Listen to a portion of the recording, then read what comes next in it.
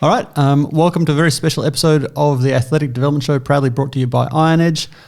Jacob Tober back in the house. Good to be here, Darren. It's been a very long time since I've been on the show. Ever ago. It's making me think about our very first ones, which was... way back in the day, before this was frosted, before we had the fancy mics. Yeah. So great to have you here. There's been a secret project we've been working on, 18 months? Yeah, well, we've been thinking about it for like 3 or 4 years, and sort of chatting about it, but it became a project, probably about 18, 12 months ago, something like that. And that went live with the teaser last week for our VBT app metric. Yep. So I thought today would be a great chance to chat about that because it's been killing me keeping that a secret. Because people keep saying, "Oh, where's Jacob? Why, has he gone?" I'm like, "No, he's just working on a thing." Because it's one of those things where you might have seen the demo, and it looks pretty. It looks, if you know what it does, it's remarkable. But if you're not really paying attention, you're like, oh, they've just filmed a thing and it's spat some numbers. Like, it doesn't seem like a big deal. Yeah. But it's a huge. We think thing. So. Yeah. So I stopped coaching before the first pandemic or around then. So coming up to 2 years ago, I stopped coaching completely to work on this sort of more full time. And been working away in the background. And yeah, it's taken 2 years, 18 months to get to this point where we can actually share something about its progress. And so it's an app effectively for your phone, and it works with computer vision to basically tell you how fast you're lifting. So it does velocity-based training, but without a multi-$1,000 setup or a fancy rig that you have to attach to your stuff. Because, we love VBT. I fell in love with the idea of it a long, long time ago and shelled out, when it was just a little micro me-only business, shelled out like $2,500 for a linear position transducer to measure that. Because it just seemed like the inevitable future of strength and conditioning that we would ever. I was like, oh, we'll all be this is such a superior thing, we'll all be doing it. And then like 10 years later, it still hasn't filtered down as much. Hasn't had the explosion it probably deserves because there's so many ways you can use it, but it's often sort of portrayed as being really complex and sophisticated, and I think that intimidates some people and sort of go, oh, that's just too hard basket, and they leave it alone. I think it's a bit of that, and it's a bit of the fact that it's just a hassle to do it, which is why we're so excited about our solution because we had the unit and we just stopped using it because it was just took too much time out of your flow as a coach to try and execute it much in a commercial environment like ours. Yeah. It became this issue where the data was valuable, but the effort to get the data meant you couldn't coach. Yeah, you really. That's the whole point of the data. But we're getting ahead of ourselves. We should probably talk about really what VBT is, why it's important. You went down the rabbit hole with it pretty early. Like I understood the idea of. It was tracking a good metric, no pun intended. It was tracking a really good thing, but you went down the rabbit hole and really own a lot of that knowledge, whereas I'm just sort of renting it a little bit. Tell us, why is VBT? If you could talk about why it's important, how it works. Yeah. That's a big question. Yeah, I'm not sure where you start. Yeah, so I suppose it's important to start with what VBT isn't. So I think the name I think is wrong. The name velocity-based training sort of is a bit of a misdirect and gives people this, if you don't know and you first hear about that, you think, well, people are just doing fast lifts, putting light weights on the bar, trying to rip it, trying to do, jump squats and all that sort of stuff. But really what it's doing is it's another metric for your training, like you said, and it's another number that you can sort of quantify how well you're lifting. So sets, reps, weight on the bar, these are kind of objective numbers for the quantity of your training, your volume, but they don't really tell me much about the quality. So if I go in 1 week and I squat 100 kilos and the next week I do 100 kilos again, which set was better? Did I lift it a little faster, more powerfully, through more range of motion? Velocity-based training gives us those numbers. And so we can make real-time training decisions and auto-regulate how we do our work based on those numbers. So if 1 week I squat that 100 kilos at 0.6 meters per second, that alone doesn't mean much. But next week if I do it at 0.62, well, it's the same weight, but I lift it with a little more intent, a little more explosively. So that could be suggestive of progress. And you can kind of track progress and more than just weight on the bar. And I think what it does is the problem with weight on the bar, the problem with your key way of judging what you did being how much weight you lifted for how many reps, is that it creates the wrong kind of number hungry athletes where you actually you've put the goalpost in a place where you're getting rewarded for a shittier lift. Yeah. Like, you grind out that extra slow, ugly, twisty rep, and you're like, oh, I did more. It's like, it's actually, that wasn't a good thing to have done. Yeah. So it's like, that's the fundamental problem, is that we are rewarded for ugly grinding reps that are overtaxing our nervous system and not actually creating the training adaptation we're chasing with the traditional setup. Like, it's just the goalposts are in the wrong spot. It's still relevant to know what happened. It's not like you suddenly go, oh, I never want to know how many reps I did or how much weight. Or how much weight. It's still relevant, but I reckon it really encourages the opposite of what we're trying to work out as coaches. Because what I've always wanted as a coach is a really crisp triple for your 5RM. Like to move a heavy weight fast with just a little bit in the tank, so that when you come back in 2 days' time, you can smash it again. Well, there's good science. There's good science backing that up. That training to failure, those grindy reps. You do that 100 kilos for 5 reps 1 week, and then 6, and then 7. You keep hitting these personal best or personal records, slower and slower. But slower and slower, and with more fatigue. That's actually going to have a detrimental effect to your performance, not a positive one. There's really good science in strength sports and in athletic development situations where that lowers your vertical leap, slows down your recovery, leads to more burnout and monotony in training. So athletes just hate that process. Whereas athletes who leave it at 5 reps but try and lift it faster get better results. They feel better. They have less injuries, less monotony, and they get better results. Which is so counterintuitive. Like, you try and explain that to someone that, because most general population people could stand to train a little bit harder. Yeah. And which velocity-based training can help with as well. So it can push you to go get a little extra rep out when you're taking it easy. Yeah, it's very interesting. So that moving of the goalposts, that's an obvious, easy to explain thing. Because what gets measured gets managed. And so if you're not measuring your intent on the bar, which is what velocity really is telling us, the faster you lift, typically the more intent there was in that set, the more you tried to explode through that weight. And if you're not measuring that, if you're just eyeballing going, yeah, that felt quick or that looked quick, but you're not knowing, down to the 100th of a second, then you're not really being able to make calibrations and adjustments based on that. And it's the same it's not just for athletic development, strength and conditioning, making basketballers jump higher or footballers run faster. It also applies to the strength sports. So if you're a powerlifter and you come into the gym and you're just beat one day, but you've got four doubles at a 97% or whatever it might be, like a really intense session, and you're just moving the bar slowly, there's no real point doing that session if you burn out. They're going to be too close to fatigue, or you're just going to lift not enough weight to get that stimulus. So you're better off maybe dialing it back, maybe just doing singles instead of doubles at that weight, and then sort of allowing yourself to recover and doing that session later. So you can be more dynamic in real time with the training. And it's not in opposition to reps in reserve RPEs. Oh, they work together. Complement really nicely. Like cookies and cream, they're perfect together. Just really good synergy, because RPE systems and reps in reserve. It's probably worth explaining that a little bit as well, because I think that's just the most elegant system for agile periodization ever, is that combo. Yep. If you could explain the reps in reserve thing, Yeah, so reps in reserve or RPE, they're used interchangeably. Basically, we're talking about sort of giving our training an intensity. And I've just for note, I like reps in reserve a lot more, because RPE just sounds like what you do at sports, where it's like, how hard was that session? Oh, it was about a 6. Yeah, well, it's actually adapted from that. So originally it was called the Borg scale, I think it was, and it was a 20-point scale. So from 20 down to 5, 20 was all out, and 5 was sitting right now. So we're currently at a 5 or a 6. Yeah. But they adjusted it to out of 10, because people work out of 10 a bit more easily, and they made it halves. So 10, 9.5, 9. 10 would be an RM. The absolute most reps you could do at that weight.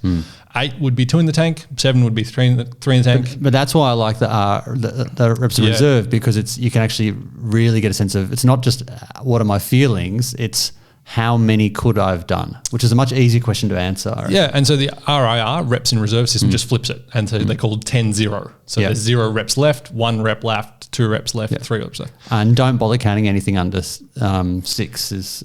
So if you've got any more than 4 in the tank or below a 6 RPE, then you don't bother counting. It doesn't, because it was a warm-up set. That's it wasn't a stimulus. Exactly, yeah. The problem with that, and so I love those systems, RPE, RIR, really good if you can get good at it. The tricky thing is a lot of athletes will anchor. And so they psychologically anchor their score. So they'll do, I'll keep using 100 kilos just because it's a nice round number. Yep. You do that 100 kilos for 5 reps and you call that a 7.5. that will forever be an anchor that everything else will kind of be attached or dragged to, like a gravitational pull. Yeah. And so you'll do 105 for 5. And because last week you did 7.5 RPE, well, it was it was 5 more kilos, but it was the same number of reps. So I'll call it an 8. I'll just round up from last week. So that anchoring kind of just adjusts what you're scoring, and it's subjective. So I do the set. You're my coach and go, Jacob, how'd that feel? Oh, it was a 7, Durham. I can do more. I can do more because, athletes are competitive. They want to chase weights because of the goalposts. Whereas if you add to that RPE system, don't ignore it, keep doing that, but add to it a velocity number and start tracking that velocity over time, you can create some objective data to go with that. So you can measure that RPE and go, Durham can ask Jacob, the athlete, how'd that 100 kilos feel? Oh, it was good, about a 7.5. Well, your velocity is actually way down on what it normally is for that 100 kilos.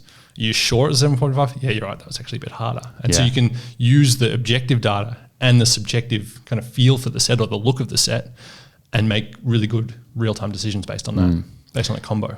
So you get this wonderful scientific supplement, sort of augmentation to your agile periodization, and you're supplementing the coach's eye, the athlete's feel, and that enables you to make week-to-week, set-to-set decisions and get better results. Yep. What are some of the other things that you think, what are the things where it is well used, and what are things where it's misused? Let's go with misuses. I like talking about the misuses first. Okay. I think, first of all, it's significantly overused in the 1RM estimate space.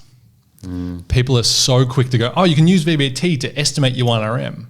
And you can. So you use what's called a minimum velocity threshold, which is sort of the velocity of your 1RM. And you can kind of do a bit of algebra and a bit of trigonometry and work out where the intercept between your load velocity profile, as the load goes up, the velocity goes down, and see where that intersects with that minimum velocity threshold. And that's the point of your 1RM. And so the point of that is to safely calculate your 1RM rather than having to go and lift the crazy weights like you see on YouTube videos with everyone shouting at you. Yeah, exactly. So instead of having to do a 1RM testing day, interrupt the training flow every 8 to 12 weeks for your percentage-based programming, for example, you can get it from a sub-maximal load velocity profile. Do 5 singles, for example, 30%, 45%, 60%, 75%, 80%, 85%, and get a good slope between those. The problem is not every exercise has a minimum velocity threshold. Okay. So a lot of the research has been done in squat, bench, and dead, the powerlifting movements. They're often done on Smith machines. Really? Yeah. So a lot of the early work, in particular, like the seminal work that showed that this was an idea, was a Smith machine squat and bench press. No way. It's so different. Really interesting research, and it's interesting and that correlation has that load velocity profile idea is held outside the Smith machine. But the numbers they came up with, the idea that a bench was 0.1 meters per second, that was based on a Smith machine initially. Which is so different in terms of the way, because it's on rails. Exactly. And a lot of those research numbers are based on pretty homogenous groups, so college athletes or powerlifters, and based on very standard specific setups for the exercises, like a powerlifting depth squat, low bar. So if you do a box squat or a front squat or a safety bar squat, and you're taller, say you've got a 7-foot basketball or a volleyball or something like that, their numbers are going to completely change because they're doing it through a different range of motion. They've got different biomechanics, different dorsiflexion. All those factors are going to affect the velocity at their 1RM. So therefore the profile will no longer fit the standard model. So there's that application-based problem. It seems to me that there's also a bit of an underlying problem that you're just trying to, you actually probably don't need that 1RM. It's like it's a problematic way of getting a thing you probably don't really need anymore because you've got velocity. It's like, I don't know, it's like using your car as a toaster or something. I don't know. Well,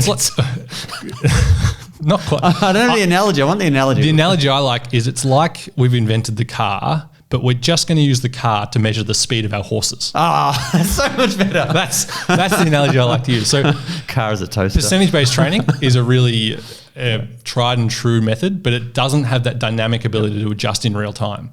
So if you have a percentage-based program, this week you've programmed your 4 doubles at 96% or whatever it is, and use that 1RM from 10 weeks ago, the athlete that shows up on that day is going to be different. They're going to be stronger because time has passed, but they might also be in exams. So they might be stressed and stiff and sore. They might have broken up with their boyfriend the day before. And we're a different athlete every time, aren't we? Yeah. Exactly. And so strength and what we call it readiness, that fluctuates on a daily basis. So with a percentage-based program, you've kind of locked those weights in from testing day 8 weeks ago. And the other problem with that testing number is it could be inflated because the rah-rah of testing day tends to inflate our 1RMs. Yeah. And then you get into the monotony of your normal training weeks. No one's got sniffing salts and no one's standing around slapping you on the back and around the face as you do your deadlifts. So that 1RM will be affected by your readiness on the day, but also maybe the skewing of your 1RM on testing day. Well, yeah, and on top of that, I would not want our athletes to be like the intensity of the trade-off of technique for intensity on a 1RM. That means that you're probably outputting like 20% more than you should be as well. Like that skews it. It's not just that you're adrenalized; it's that you're doing not as good reps if we're questionable form. Yeah, it's so interesting. Yeah, and so in those situations, I think the 1RM estimate with the VBT profile is a bit not useless, but less relevant. And even in a powerlifting situation where the 1RM is the goal, it's the lift. Like if you're at that level of powerlifter and you're doing velocity-based training, getting your 1RM might be valuable. But the problem is if you're a little bit taller, a little bit shorter than what the research is based on, and your 1RM is out by, I don't know, just 0.02 meters per second, that could significantly skew what percentage bases you're using. In their case, you'd actually rather just compete every now and then potentially and just actually get the real number. Exactly. Yeah. And so they should be doing work pretty close to that 1RM on a semi-regular basis to get that number there. So you're better off, I think, in that situation, I think you're better off just using VBT as a context tool. Yep. So you lift, maybe you do the same warm-ups every week. You do 40, 80, 120, 150 on your way to your heavy squats or deadlifts, whatever it might be. Through those warm-ups, over time, you'll develop a good library of velocities. And usually we use best rep, so usually the first or second rep of a set, and you can compare that over time. So, this week I do my warm-up sets, and they're all about 5% lower for velocity than I normally do. Yep. Well, you might be a little bit fatigued today. You might be a little bit. So say you're going to 120 kilos, and so you do your 40 and your 60, and they're just a little slower than normal, and then you're hitting at maybe 80, and then you're going to do your working sets, and that's also a bit slower. You go, today's a day.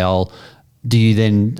Is it just like we would do if we're using our judgment, where it's just let's do a few less reps. Yeah, exactly. So just giving you that. It's just data. It's an objective data point to add to our subjective thing. So the athlete might be going through their sets too light to do RPE at this point. But if you're 8% below your say your average for the last 30 days or something like that, if you're 10% below, 8% below, and then 6% below, either you're not trying very hard and pick up the slack, Timmy. Let's get to work. Or you're just beat. And so that's a situation where you might. I don't think it's appropriate to just go, well, the velocity number said that, so that is the law, so we will do exactly what they say. I think it's a conversation starter. Yeah. So the coach sees that. They see the athlete sitting there breathing hard after their set of 5 and go, Timmy, Johnny, are you okay? What's going on? And then he goes, yeah, I'm wrecked. I'm in exams at the moment. I'm not getting enough sleep. So back it off today. It's not, we talk about auto-regulation. It's not, it makes a decision. You go, oh, well, I'm afraid that VBT has said you can't lift heavy. It's now just alerting you to the fact that you need to make those decisions carefully and have a look. And you might even do the first set and you go, oh, let's see how we go on the first one. Exactly. And then you're like, oh, no, that's actually really slow. Like we'll change that. Exactly. And so I really like a traffic light system. So if you're best number, so use your best rep mean velocity. So usually first or second rep. Because if you're in a high volume phase, the extra reps are going to skew your data. So I get lost. There's about 7 different ways you can slice the data. And the rest. Can we dive into that a little bit? What are they and what's your favourite? Okay, so... And I'd like to know why you don't like some of them too. Yep. So let's go, first of all, start with the different velocities. So there's mean velocity and there's peak velocity. Peak velocity is the fastest moment in a single rep. So typically it's at the top. Like trap bar deadlift, it's just before lockout, that sort of moment of maximum acceleration. What's better, the problem is with that is it's quite sensitive. So it jumps around a lot based on bar vibration, measurement position of your device or camera in metric situation. So it can be quite jumpy and very erratic. Whereas mean velocity tells me the average velocity from the bottom to the top. And so it gives me a kind of a smoother picture of how that rep looked overall. So that's a more stable number and will give you better trends and will be better linked to performance. So you kind of fake your peak velocity. It's hard to fake your mean velocity. Because also, like if I'm thinking of a squat or a deadlift, you can really go fast at the very end where there's not that much load happening because you've overcome gravity. And so that could give you a false sense of extra velocity, couldn't it? And particularly on the strength exercise like squats and deadlifts, it's really easy to game that. And so it's really easy to learn that we're looking at peak velocity and go, oh, I'll just give a little flick at the top and the bar will vibrate or it'll pop off my shoulders a bit or whatever it might be. It's like the people that tuck their feet on the jump mats, where they tuck their feet up on the jump to give them a better vertical. Exactly. Once you learn the rules, it's pretty easy to game it. Whereas with mean velocity, if you're doing, we'll go with the powerlifting example, if you're doing a full squat below the sticking point, below parallel, that sticking point heaviness is going to be the toughest point. So if you really grind through that before you then accelerate up, that fatigue or that weakness or whatever will show up in your mean velocity. And that's the thing. Strengths, what coaches care about, and we all care about a lot, is if you're hitting a weight really well, you are going to bounce out of the hole. Like you're going to hit it and really go. It's like that's where you're sort of making your money, is that change of direction on that movement. Yeah, exactly. So that's why we like mean velocity more for strength exercises. It flips a bit when you look at things like jumps and Olympic lifts though. Yeah, right. So the Olympic lift, mean velocity doesn't mean much because the point is to be slow off the floor. Yeah. You want to be slow to the knees and then sort of rip from the hip, the power point at the hips or whatever it might be. So for those, we'll look at peak velocity. But in that situation, I'd prefer to look at peak power. Okay. They're power developing exercises. We might as well look at wattage. So factor the bar weight into our metric as well. And actually, instead of chasing how much weight is on your power clean, chase watts.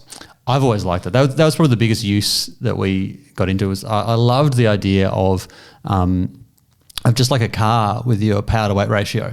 I love that idea of how many watts can you output based on how many kilos do you weigh. Yeah, I love that stuff. Yeah. And so a sidebar within a sidebar, you can actually then use that to profile your peak power point. So just like there's a load velocity profile, there's a load power profile. And so it tends to peak somewhere in the middle. So you can have your athlete do their Olympic lifts, do their 20 kilos, their 40 kilos, their 50, their 60, and notice that the power starts plateauing off, starts sort of coming back down. Dial back a bit, find that peak power point, and then train at that for your day. Because the goal of your Olympic lifts in athletic development, not in Olympic lifting, but in athletic development, is to maximize power output. So you might as well try and train at peak power. So you find where that sweet spot is, and it's super hard. You're really, I don't think, very few people in the world are going to successfully find that sweet spot themselves subjectively. I actually did a post on this yesterday. I posted three sets of a trap bar deadlift and asked what the peak power point was. And some people commented and some people were pretty close, had good rationale. My guess was 90. Well, this is going up. We can talk about this. It was the 90. Was it? Okay. But the 70 was second and the 110 was quite a bit behind. Wow. So the 70 kilos was, I think, 0.9 meters per second or just under. And the 90 was only 0.82. So it didn't lose that much velocity. And this is on Jacob's account, VBT coach. Yep, correct. And so the 90 didn't lose that much velocity, but because you've got another 15, 20% of weight, the power went up quite a bit. But it was quite hard to tell that, and people had a tough time guessing the velocities of those three reps.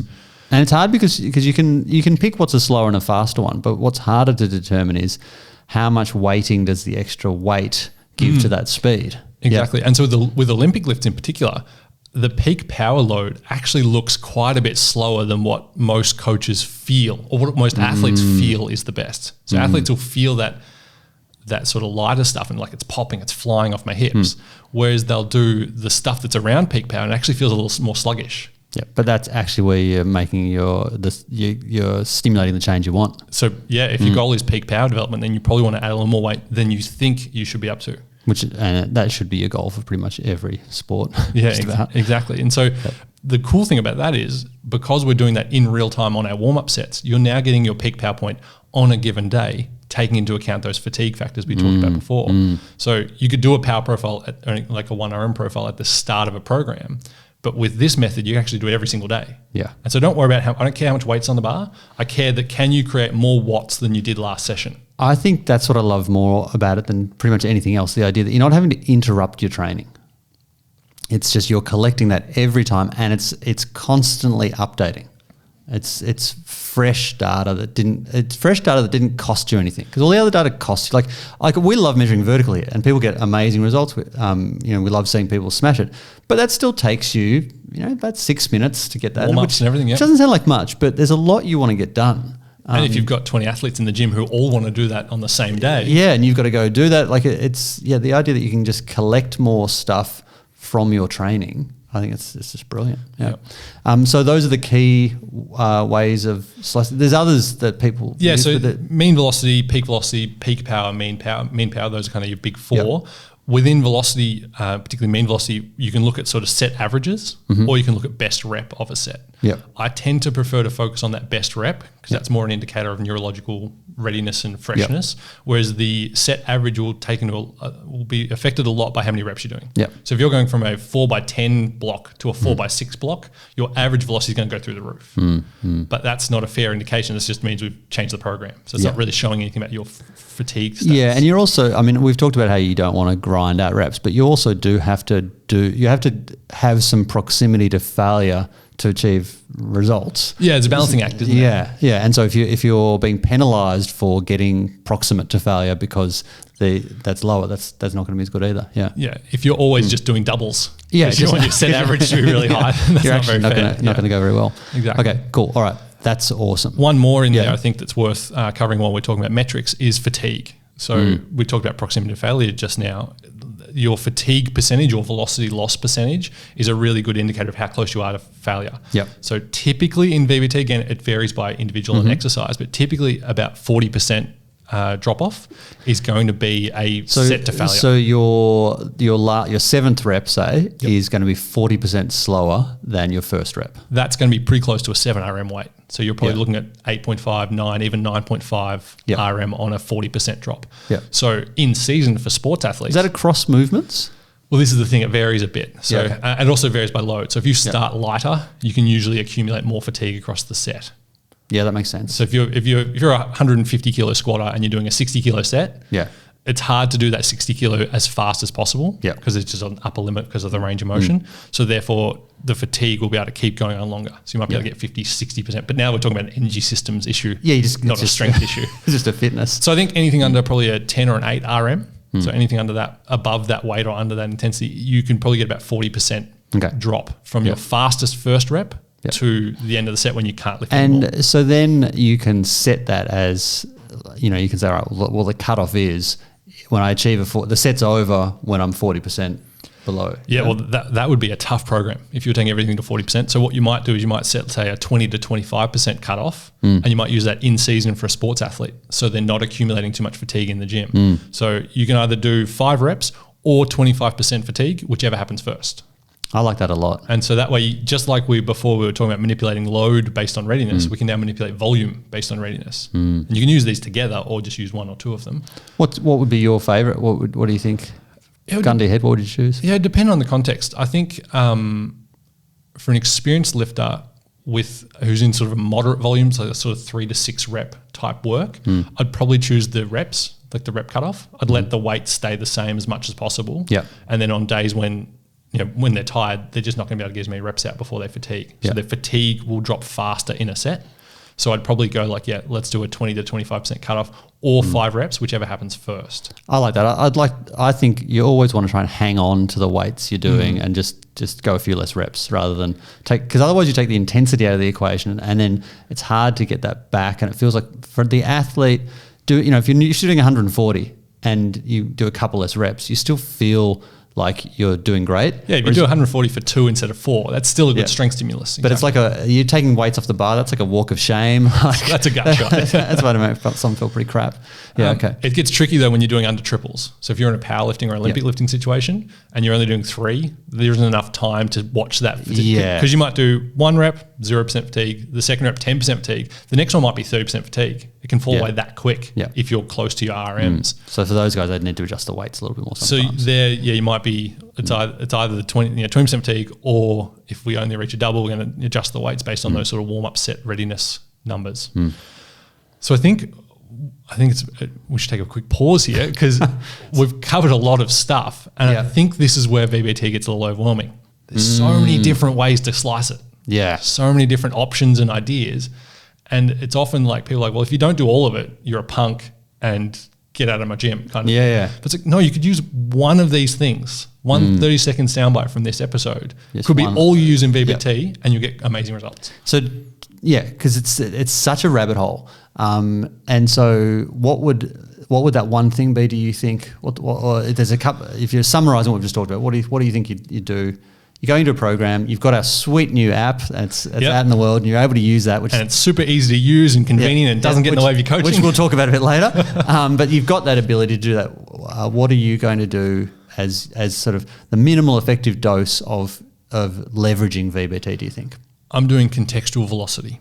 Okay. So I'm not comparing myself to a speed zone or a 1RM profile. All I'm doing is comparing my velocities today to my velocities in the past. Yeah. So Jacob's 100 kilo back squat on Friday compared to Jacob's 100 kilo back squat from Monday. Yeah. That's all I care about. And so and you could do not just to last week, but also to say your recent 30-day average. Yep. And then you can go, okay, am I above or below what I typically do when I hit 100 kilos for my best rep? And then you go, okay, I'm below by 10% today. I'm way in the hole. All right, well, I'll do my 110. I'll see how that feels. Well, I'm still in the hole. Maybe I shouldn't try for that new 125 kilo PB or cycle PB that I was going for. Maybe I should just do 120 again, repeat that, get it in the bank, and then move on to my next exercises. Because I think that ability to see how you're going objectively compared to how you've gone in the past is such valuable context, such valuable data. And it's so simple because you just start to know what your squat speed is, what your deadlift speed is, bench, whatever it is, you start to get a sense of it. Exactly. And hopefully over time, most sessions you should either match or beat your 30-day average, for example. But on those sessions where you really fall off it, 10, 15% below normal, then you go, oh, today is not my day. And I'm feeling a little flat. They do, in fact, feel heavier than normal. Just call this one in. Less reps. Do the same weights you did last time, but take a couple of reps off, do one less working set, and then move on to accessories. If you do that well as a coach, what immediately jumps to my mind is how easy you make your job, because you explain that concept to all the athletes, and instead of you having to, you're empowering them to make the decisions with the data that they're getting from VBT, and they're going to make a lot more good loading decisions if they're taking RIR into account plus that. They're going to make those good decisions. That makes so much sense. If you were doing a second one, would it be the competitive thing where people are competing on velocity? Because that's an interesting area, isn't it? It is. And so you can do the same thing in terms of just contextual velocity, but not just compete against yourself, compete against the person beside you.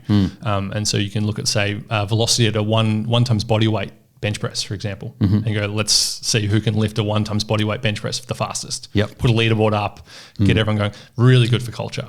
Like really good way to compete on a thing that isn't just how much can you grind. Particularly for athletes, really good. It's like, can you get more intent into the bar, more rate of force development?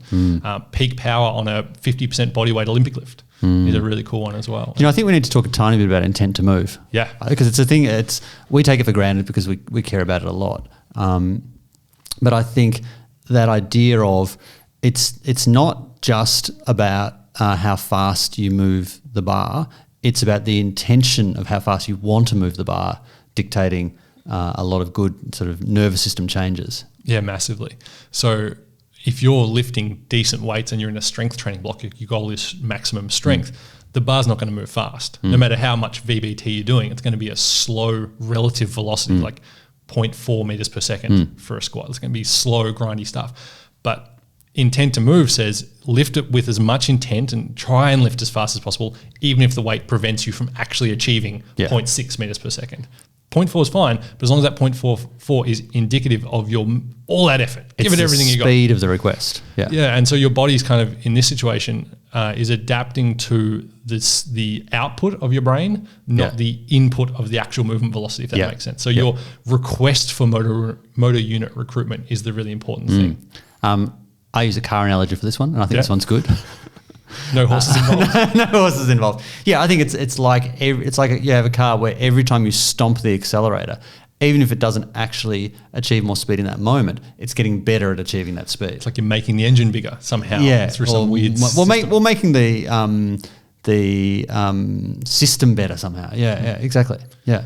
Yeah, and so intent is an important part of VBT, because if you're just going through the motions one week and then all of a sudden the next week you rip it, of course your numbers are going to explode through the roof. And if you doubt that intent's important, what's fascinating is taking athletes who are lifting, let's say they're normally lifting, say 120 kilos, and you say, cool. Good weights and good reps. Good weights, reasonably crisp. And you say, all right, now what I want you to imagine is that you are trying to jump through the ceiling. You're not going to get airborne, but you're trying to jump, like you're really trying to hit the bottom of that and just explode out of it like you've been electrocuted.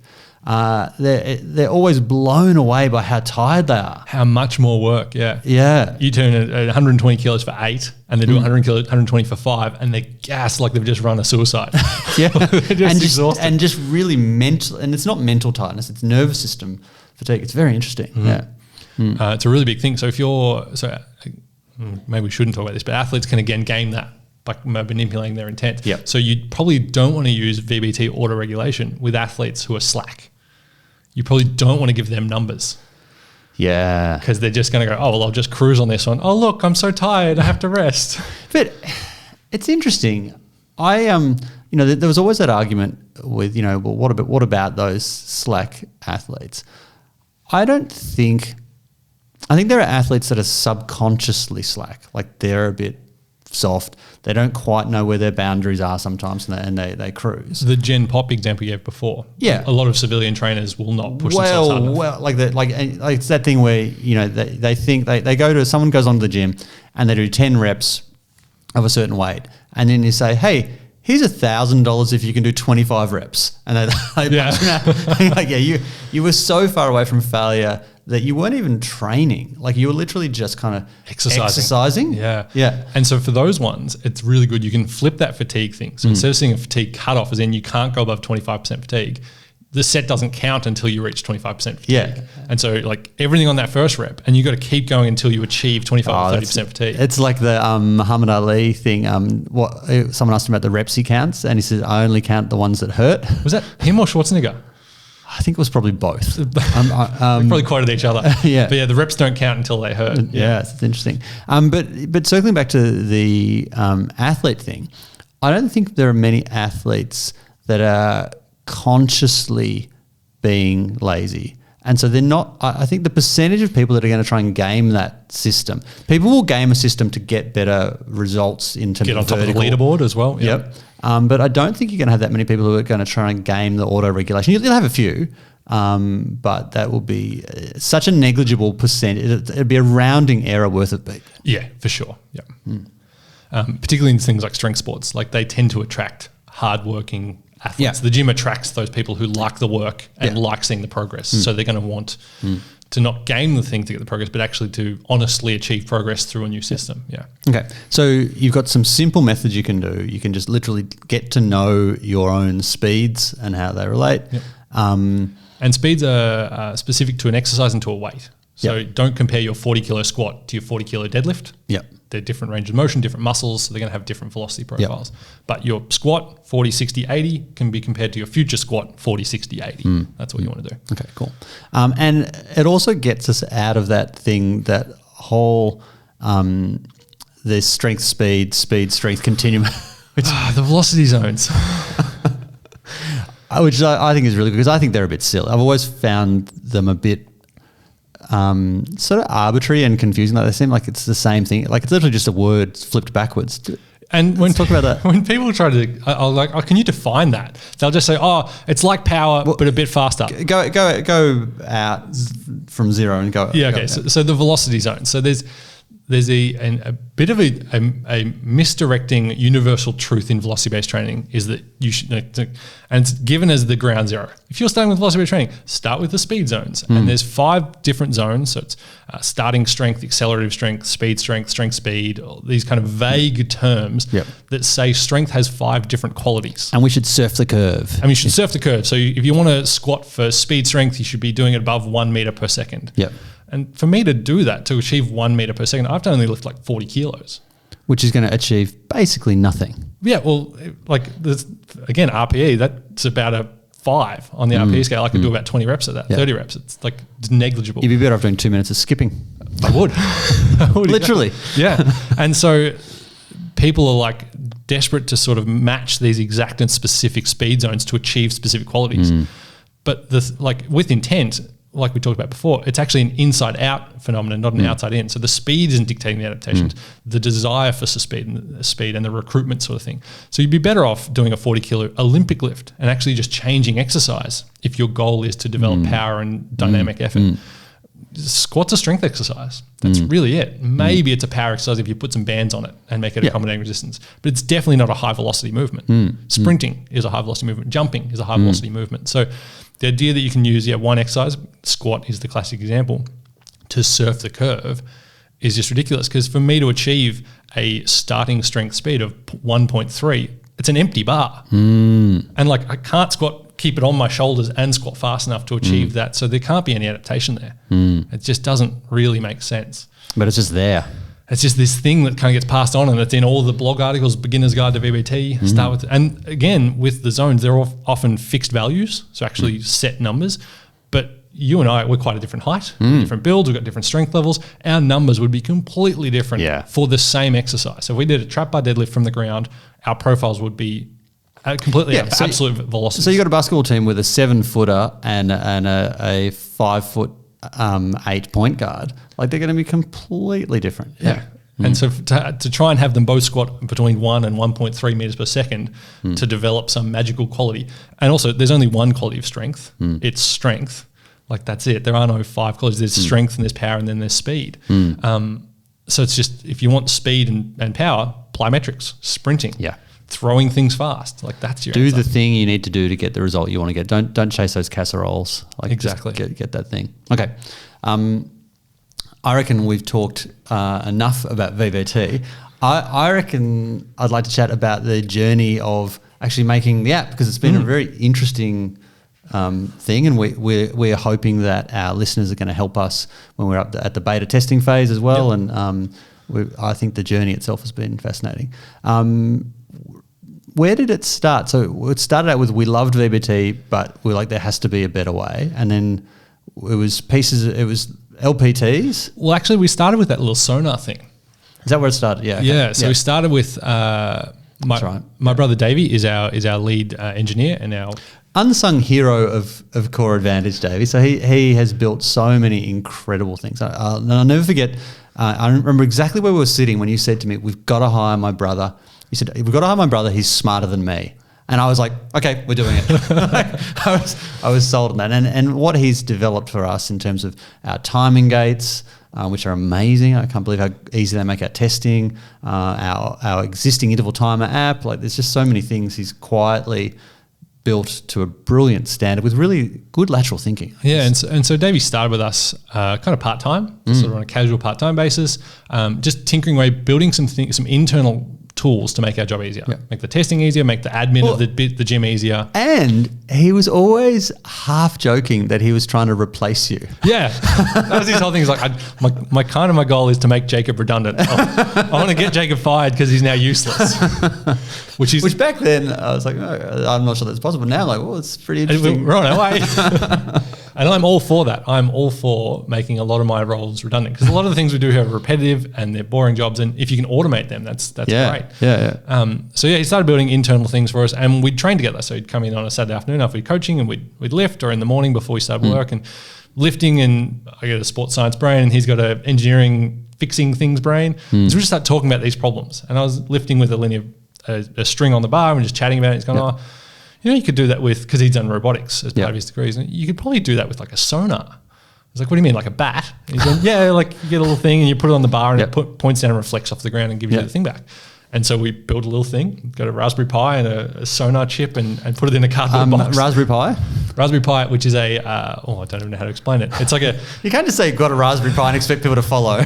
Raspberry Pi, Pi, not PIE, not the tasty treat, is a hacker's or a sort of a hobbyist's computer. So it's a tiny little computer thing that you can effectively build a prototype with. Yeah. So you can plug a few things, like plug a battery in, an on-off switch, and a little sensor, in our case a sonar, put it in a cardboard box and see if it works. Yeah. And then from that you can 3D print things and get things custom built and stuff like that. But we start with that, put it on a box, put it on the bar. We've got this footage floating around somewhere, and we did it, and we compared it to our string device, and we got within like 90% on day one. And we're like, wow. Like first go, 2 or 3 reps, like, ballparking to a string, or like, that's really cool. Because the string is the gold standard. Gold standard, yeah. And so the string device, which they're really accurate, but you have to carry it around, you have to attach it to the bar, and all those kind of issues. And like they cost $2,000. Can cost a lot of money. Exactly. But so we started talking about that, and then we started talking about how to make it more precise. And he's going, we could use LiDAR. And he's going, what's that? So it's basically a laser. Well, you and I interpret it as basically a laser. It's not, but like... Yeah, when people ask me, I'm like, it's a laser. Because I want to be able to say it's got lasers. It's a laser. It's actually a bit of a white lie. And so LiDAR is going from sonar to LiDAR is going from a $5 thing to a $500 part. Yeah. And we're like, oh, cool, interesting. And we're going, do you reckon you could do that for sprints? Because we're just getting into testing at the time. And he's going, yeah, you probably could, run along the beam as opposed to in through the gates. And so we got sidetracked from the VBT for 2 years. Oh, yeah, right. Yeah, because we had the Sprint, which not the name we're going to release. And it was a genius idea because it was like running along a beam in the same way as you're going to measure a baseball throw or a police radar gun. And it wasn't having, in terms of running velocity, which is different to lifting velocity, but it was able to give that to you. But in the end... With a single tripod and a single device. Yeah, it's much simpler. But in the end, it just didn't quite work. And we went back to traditional run through the gate ones. Well, it kind of... The tricky thing with R&D is it kind of worked. But to find out to go from kind of worked to, we've got a thing here... Yeah. Is potentially 18 months worth of work and 2 full-time salaries. Like it's not, R&D is not cheap. It's not an easy thing to do. And it was a bit of a distraction. So I'm glad we shelved that. So we shelved that and we replaced it with just building our own gates. Yeah, which are amazing. Because we wanted gates that talk. We've got gates that I can use. That's which is saying something. That's saying a lot. And we wanted them so that they could talk to our own software. So the data would straight away go into our own database of testing results and athlete profiles, which is just great. Yeah, so good. But back to before the gates. Though, so we played with Sprint, kind of shelved that, came back to the VBT thing. But in the meantime, Flex had released their the Flex Stronger device, which was laser optical, which is very clever, reflective mat. So they'd taken our sonar idea basically. Yeah, so, damn, they've taken that. Yeah. So we went back to and like it wasn't like they'd taken it because they'd actually come up with a much better thing. They had an array of beams rather than a single point. So it was very clever, much better than us. And like, damn. But I'm glad they did because that pushed us to leapfrog with what I think is fundamentally a better idea. Yeah, and so then. All along the way, our issue with VBT wasn't the hardware. Like the hardware's fine, it is what it is. The issue was primarily, having a device sucks a bit, but the bigger issue was clunky software. Not having great data, not being able to just interpret things really quickly, like ease of use was a bit of an issue on the apps as well. And so we were constantly thinking about how to make that a better process as well, how to deliver that contextual data and actually go, oh, okay, I'm tired today, or oh, good day today, I should push up. So having that data in real time while you're training was really tricky. And so we're thinking about that problem as well. And so we tried a string device for a little bit to sort of just to feed that better software, but couldn't really get that to work. And it was going to be expensive and hard to make money. And you were still at the same place, like you weren't really. It wasn't a quantum leap. It was just a better mousetrap. Yeah. And so then I don't remember where or when we first started talking about an app-based solution, but Davey basically just started saying like, we could do this with your iPhone, with your camera on your phone. Just point, record. And I was like, that's surely not. What is this gypsy magic? Because it's like, if we can do it, surely why hasn't someone else done it? Yeah. And so that was about 2 years ago. And it's like, all right, we'll start devoting a few days a week to that project and start doing that. And so he developed, it was an algorithm that measures your velocity with the camera phone on a barbell lift with currently really good precision. Really, the video, like, because we're sharing stuff internally, and it was, a few months ago, and we were just lost our minds. We're like, this really like it delivers on the promise for accuracy. Yeah. And then we launched a little teaser the other day. Yeah, and we continued to develop as we go, and we're trying to launch the app soon. So we're hoping this side of Christmas we'll have it out there as a beta for people to test and give us feedback. Yep. And so we'll be doing a private beta. So we've got people signing up to the metric wait list. Yep. So we'll release it to a select few people, get their feedback individually on the app function, the accuracy, get more data, start working on more edge cases, trying to solve for more problems. And then once we're happy with that, we'll release publicly, and it'll be a free to download, free to use app that you can have on your phone. Yeah. And then there'll be upgrades as well where you can have more features. Yep. And so you pay a little bit for those. So once we've got our validation really locked in and it's getting really good numbers, we'll release it and get it out there and start getting feedback. And then we'll quickly start adding adding features based on feedback. Yeah. So we want to add full profile functionality so you can save all your results, save your videos. Because the really cool thing about it is It's going to stay out of the way. So it's going to be not this burdensome, cumbersome thing that gets in the way of the training or the coaching. It's just there, recording, refer to it as you need. But it's going to, because it's video first, you're going to have video feedback, video content connected to your data. Which I love so much because I love the idea of, it's nice being able to see what your velocity was on a certain lift. But you have to kind of, it's like, the third rep was better. Oh yeah, it felt a bit better. But the idea that you can look at the third rep and actually see why it was, so it's not just tracking how you were better, it's kind of tracking potentially why. Because I was in a better position on this one. Like your hips were lower or higher or whatever. Yeah. It's there's so much to it. It's just great. Yeah, and so you'll be able to share that video with your coach, upload it to social media or save it to your camera or whatever it might be, and then use that data over time to refer to your best sets. And it's like, well, what's wrong with today compared to a previous version? So why is today so much slower? It's going to be great. And there'll be an athlete's version and a coach's version as well. So for coaches, you'll be able to have that ability to have your cohort of athletes on that, which would be huge also. These things take time though. So be patient. So version 1.0, which will hopefully release this year, will effectively be a demo mode. So you'll be able to trial the technology, look at it, collect data and stuff like that. But you won't be able to save anything to the app just yet. So there'll be no profile features, no functionality like that. We'll add that as we go, and that'll hopefully release sometime next year is planned. And then after that, we'll start working on the coaches mode with shared profiles. And that's a good point. We should emphasize the company, the project-wide priority for this is let's get really good ease of use and world-class accuracy.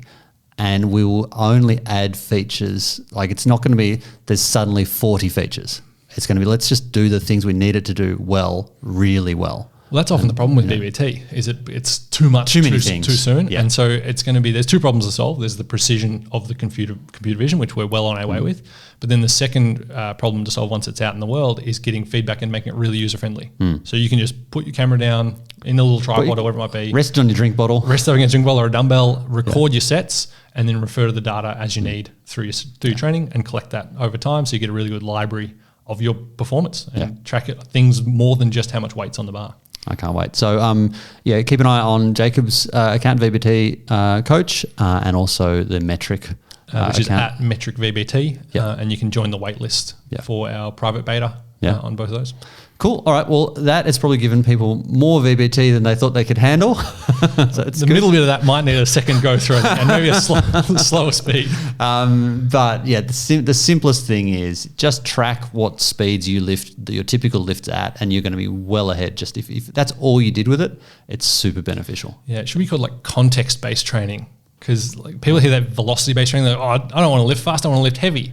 Yeah. I want you to lift heavy, but also well compared to how you have. Yeah, velocity context-based training is what it should be called.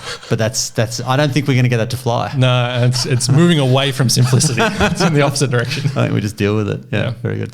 Awesome. All right, and we'll have all that stuff in the show notes. And thanks heaps for coming. It's good to be. Yeah, it's nice to be back on the other side of things as a guest. I really enjoy the Athletic Development Show since the rebrand and the pivot. I like listening to it now as a consumer. Really? Whereas when I was on it, listening to it gave me a bit of anxiety. It's like, I cut that person off, or I was too loud or too quiet. You can hear me coughing in the background. I hate it now because all I notice is my terrible questions. Well, I'm quite enjoying it. I think you're doing a pretty good job. Oh, thanks. Because there's a lot of podcasts out there. Not all of them are amazing. But I think your interviewing game is getting up, and some of the guests are delivering some absolute gold as well. Yeah, that's the trick. Good people. Yeah, awesome. All right, thanks, guys. Okay, hope you enjoyed that episode. You'll find all the relevant show notes over at coreadvantage.com.au.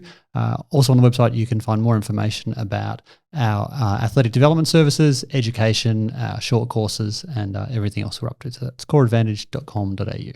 Cheers, guys. See ya.